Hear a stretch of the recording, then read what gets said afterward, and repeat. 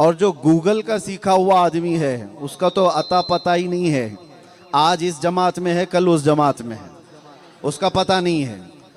آج کے دور میں جو لوگ یہ سمجھ رہے ہیں کہ سارا دین گوگل سے ملا ہوا ہے، اور بہت سارے لوگ مولانا گوگل کے ہی شاگرد ہیں، اور ٹرانسلیٹڈ ان کو اس سے جو چیز ملی وہ سمجھتے ہیں وہی دین ہے۔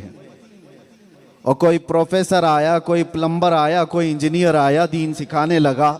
لیکن اہل سنت کی خوش بختی ہے کہ ہم نے ان پلمبروں سے دین نہیں سیکھا، اللہ کے ولیوں سے دین سیکھا ہے، اور جو دین ان بزرگوں سے ہو کر کے آیا ہے وہ مضبوط ہے، وہ مضبوط ہے۔ آپ کو پتہ ہے پوری دنیا میں جو پیورٹی ہے، مسلمان نام سے تو بہت ساری جماعتیں ہیں، بہت ساری جماعتیں ہیں۔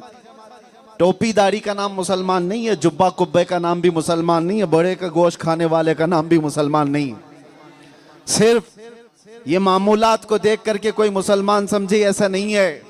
دنیا میں بہت ساری جماعتیں ہیں مسلمان نام سے، لیکن باطل طاغوتی طاقتیں اگر کسی سے ڈرتی ہیں تو صرف اہل سنت و جماعت سے، اس لیے کہ ان کو پتہ ہے یہ پیورٹی ان کے اندر ہے۔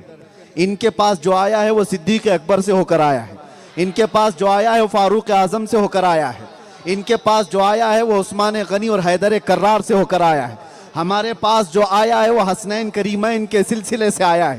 ہمارے پاس جو آیا ہے وہ امام موسیٰ کاظم غوث اعظم عبد القادر جیلانی سے ہو کر آیا۔ ہمارے پاس جو آیا وہ غریب نواز اور اعلیٰ حضرت سے ہوتے ہوئے آیا۔ یہ جو سلسلہ ہے یہ اتنی مضبوطی کے ساتھ قائم رکھا ہوا ہے کہ یہ ایک اینٹ سے اینٹ ہلا نہیں پاتے۔ اس لیے میرے عزیزوں، مصیبتوں کے تو پہاڑ ہم پر ٹوٹ گئے، لیکن سمجھوتا کرنے والی جماعتیں اور ہیں، اور طوفانوں میں کھڑی رہنے والی جماعتیں اور ہیں۔